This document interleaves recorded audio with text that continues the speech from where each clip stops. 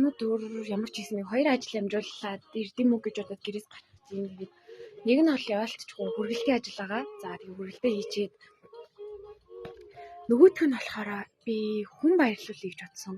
Тэрийг уг нь төрсөн өдрөөрөө хий гэжсэн боловч төрсөн өдөр маань өнгөрөөд одоо бараг 2 хоног гинэ.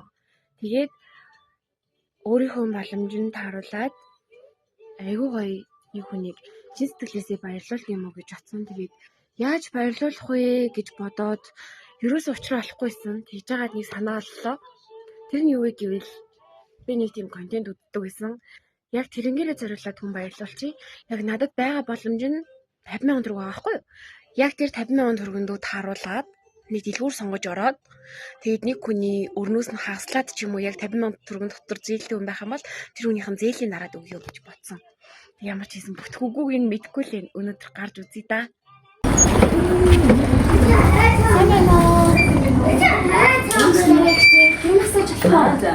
Би бичлэгтэй яваа. Зүгээр үү? Би саяхан төсөө төрөл хийсэн байхгүй юу? За тэгээ би төсөө төрөний хүний баярлал хийж идэг. Тэгээ яаж баярлах учраа олохгүй байж байгаа. Дэлгүүр олонтой өрийн дэвтэр хийж байдаг та. Яа. За тэгээ дүүд нь яг үнэндээ боломж нь гэх юм бол миний төсөө өдрөөр надад яг бэлэн 50,000 төгрөг зогссон. Би тэр 50,000 төгрөгөндөө багтаагаад нэг хүний өрийг дарж өгье гэж бодоо. Тэгээ танаа дэлгүүрийг сонгоод аваад ирлээ. За. За зохистой хүн маань ээж байгаа дуудчихгүй. За тэгээ сайн байна уу? За ойрчлаа уучлаарай. Ямар гоё юм хийж өгөх юм бэ чи? За эмээ би ингэсэн юм аа. Би хавьдад нэгчлээ боломжтой байхгүй юу? Мөн. Тэгээ бас саяхан миний төрсөн өдөр болоо. Тэгээ миний төрсөн өдрөөр яг ах トゥ нарын маань бэлгэлсэн бэлэн мөнгөнд харуулад хүн баярлуулах гэсэн чинь надад бэлэн мөнгө биш ойр зургийн хэрэгцээний юм бэлгэлээ 50,000 төгрөг ирсэн. Тэгээд би тэр 50,000 төгрөгөнд харуулаад нэг хүний өрийг хой дараад өгчий гэж бодоод хүн баярлуулъя гэж бодсон. Тийм шүү. Тэгээд танаа их өрийг самаад аваад ирлээ. Энэ нэг их олон хүүхдтэй нэг казахад.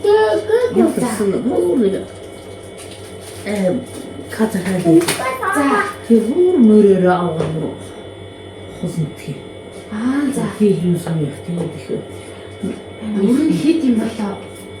Тэр нас хасчихгүй. 50,000-аас нь хасаж болно. Хасаж үзүүцрээсчгүй. За тэгье. Хэдэн төгрөгийн өөр байгаа юм бол би дараа нь чадвал бүгдийг босож явж тарж өгнө. Яах вэ?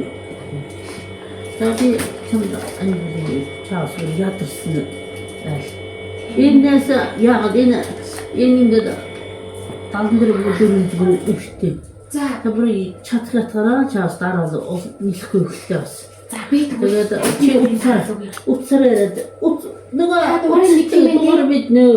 За уцаараа дуудаж байгаа яах вэ? Үгүй зүгээр би дараа л уцаар хэлчихье. За тийм. За өөрт нэг өвтөө биш үү? Тийм тэгээд дөө нь хараа хавдаг юмчлээс ажиллаж амьдрах цагаа тэгээд сайхан миний уусаа гэж тэгээд би төсөө өдрөөр нэг хүн баярлуулъя даа гэж бодоод тэгээд дүүгийнх нь боломж нь яг дүүд нь 50,000 төгрөг байсан. Тэгээд би нэг аваад тэр яахын ингээд өрийг нь гарч өгөө гэж танах сонгол. Өрийг эдний шүүрээс хаагирсан шүү. За баярлалаа. За баярлалаа. Сайхан баярлалаа. Сайхан амжаарай. Тэрсэдрийн баяр баярлалаа. За баярлалаа. Хүүд энэ үгүй. За ямар ч юм баярлалаа гэж надад хэлсэн. Ёс их баярлалаа. За би гэртээ ирсэн. За ямар ч юм гялс гадуур яваад гялс ажлууд амжуулаад ирсэн.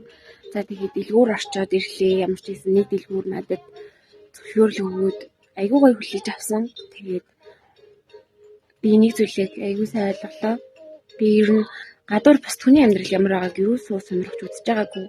Гэтэл тэр зээлийн төвчртэй бэмхээр нэмэр байна. Тэгээд олон хүүхэдтэй тэгээд айлын зээлнээс нь бүгдийг дарж чадаагүй ч гэсэн яг 50,000 төгрөгийг бол хасаад дарж өгөөд ирлээ. Тэгээд хүний амьдрал 50,000 төгрөг гэдэг айгүй их мөнгө юм байна. Хүн 50,000 төгрөгийн зүйлийг авч чадахгүй өрийн дэвтэр дээр бичүүлээд зээл бичүүлээд аваад гарах хэмжээний одоогийн монголчуудын амьдрал ийм л байгаа юм байна. Ямар ч гэсэн бичлэгийн маань утсанд баярлалаа. За тэгээд үүнээс цааш ер нь бол боломж гарах юм бол их жилтгүү, бага жилтгүү би ховдынхон тий.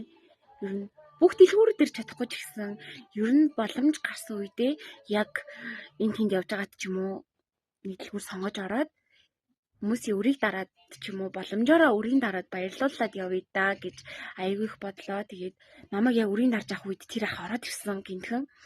Тэгээд юм авах гэж орж ирчээд намайг үрийг дарж өгсөн амар баярлаад юм авахч мартаа буцаа гараа явцсан. Тэгээд би хүн баярлуулах аягүй гоё юм байна гэдгийг угаасаа мэддэг учраас дахиад ч хүн баярлуулмаар байна. Тэгээд намайг үздэгт миний бичлэгийг үздэгт тэгээд баярлалаа та нартай. Тэг ямар ч ийсэн дараагийнхаа бичлэгүүдийг хүлээж аваарэ гэж хэлье да.